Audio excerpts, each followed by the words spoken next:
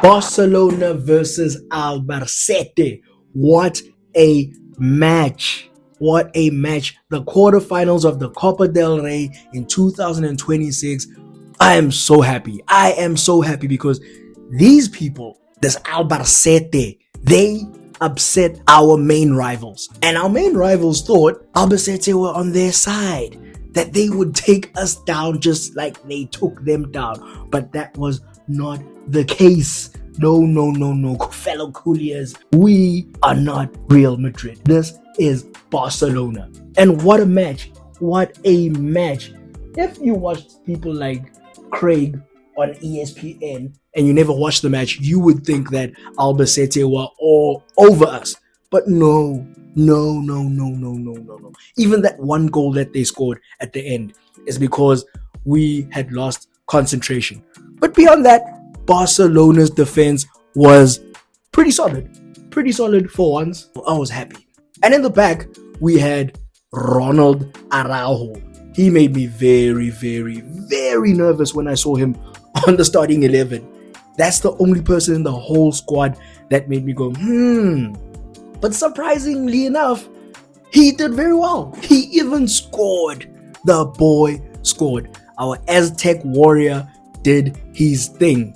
I don't want to say too much because if you say bad things about him, he might break down and take another hiatus. So let's just move on from the giant who cries. And we also had Gerard Martin at left back. Back to left back, no Balde. And for once, I was not nervous. When we first saw Gerard Martin in this team, he was a mess. I think he was still trying to climatize to the new responsibility that he's got being a Barcelona player. But he has improved in leaps and bounds. I am willing to even say he's the most improved player under Hansi Flick by far. I am pretty happy with him. He was playing in his new position as Gerard Maldini. He's getting better and better and better and better. Next to Eric Garcia, our Swiss Army knife. That man plays anywhere. That man plays everywhere.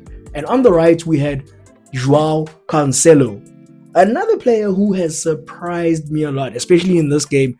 He was solid in defense. He wasn't doing the whole overlapping like Jules Koundé and leaving big gaps in the back, which I'm happy about.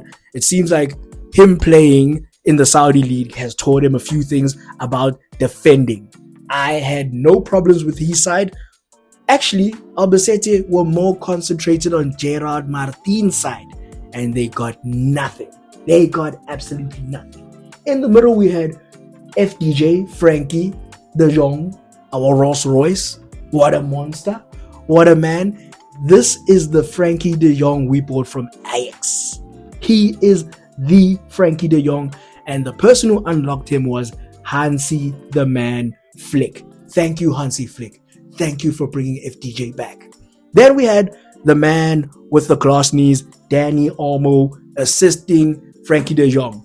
And I never saw this combination being a thing, but here they are. It was beautiful to watch. Dani Olmo is a strange character.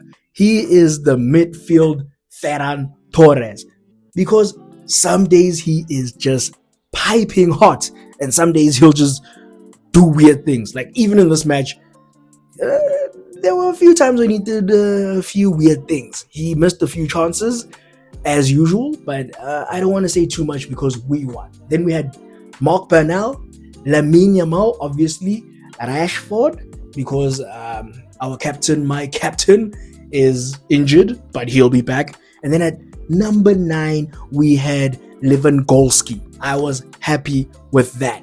I did not want to see that Ferran the Shark anywhere close to the starting lineup. Thank you, Flick. And the match began. Within 6 minutes, Olmo threads a beautiful ball to Rashford, and Rashford misses a 1-on-1 chance. I need these guys to do some target practice. Something is wrong with our players. I mean, throughout this whole match, I was like, don't these guys practice shooting at all? It makes no sense. Rashford, you need to do better. I mean, the man missed so many times. I saw him at some point tying his shoelaces. No, my brother, it's not the shoelaces. It's you. It's you. Lamine Yamal with a beautiful pass to Lewandowski. Like, how does Lamine Yamal do it? He's got the vision of Messi at this age. Like, it's not fully Messi, but I mean, a lot of players cannot see some of the passes this boy sees. And the way he just thinks it into those small little areas, it's amazing. Just the way his foot wraps around the ball and the weight of the ball. Dribbling is one of his best attributes, but it's not his best. His best attribute is his vision and passing. This boy should be on 30 assists if he had better team members. If his team members just could aim, if they could see the goal and aim, this boy would be at 30 plus assists by now. Barcelona would be at 150 goals. Okay, that's a bit of an exaggeration, but yeah. No. I was not happy with the finishing from Lewandowski. But also, Lewandowski is 38 years old, guys. He's 38 years old. I will give him the leeway compared to baby shark Ferran Torres. That man makes me very, very, very mad. Rashford hesitates, and I'm like swearing at the screen. Somehow he sees Frankie FDJ de Jong. Gives it to Frankie. Frankie feeds it oh so lovingly into Lamine Yamal's path, and Lamine curls it in. What a shot. That left foot is amazing. That boy has an amazing left foot, and he will get better at scoring. I'm just happy he's not forcing it anymore, because at the beginning of the season, he was making me mad. He was selfish. He wasn't, being Lamine, but now he's back to being Lamine Yamal assisting. And I think also the injury is forcing him to play in this way, because he's not as explosive or dynamic as he was before, but he seems to be easing into this permanent injury that he's got, and he's getting better. This brother's passing is unreal. It is unreal. And then later on, Rashford finds Lewandowski with a beautiful cross. And I mean, like, come on. All that needed was for Lever to just put it in the back of the net. But the old man needs glasses. Yeah. Rashford again, a problematic person. He was pretty problematic. I just needed people to finish off his freaking passes. And then again, Dani Olmo gets a chance to score. Oh my goodness. And what does he do? He does the one thing Pep Guardiola does not want.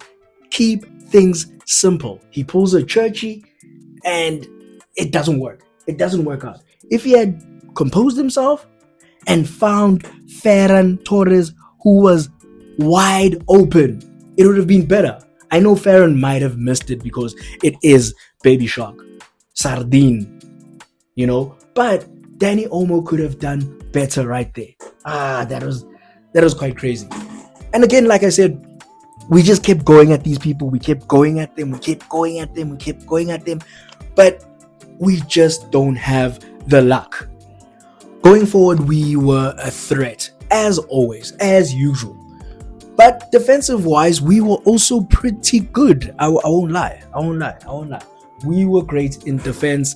Yes, there were moments of lapse of concentration, and that's how the goal actually got into the back of the net, because set pieces, we kind of suck at set pieces. I've just made peace with that. We need to fire the set piece coaches, because we are terrible at defending set pieces. Ferran Torres came on and he just kept missing, guys. Every time I saw Ferran Torres, I was mad. He even scored an offside goal. That brother stresses me. That brother stresses me. And near the end, as we were comfortably getting to the end of the game, Gerard Martin saves us in the dying minutes of the game. Saves us from a draw. That brother, he's improved, guys. When I say Gerard Martin is the most improved player we've got, I mean it. Look what he did there at 91 minutes. What a beautiful save. Oh, thank you, Gerard. I take back everything I've said about you. And I did say a lot. I swore. I swore at the TV many times. Yeah, but all in all, I was happy with the game. We're on to the next one. I don't care what anyone says. Oh, you guys could have scored more. It doesn't matter. We've got the W, guys. We've got the W. And now on to the next match, which will be this weekend. I'm so happy, guys. What did you think of the match? Who was your man of the match? Who was the one person who frustrated you? Tell me all of this in the comment section. Until the next video, guys. Bye.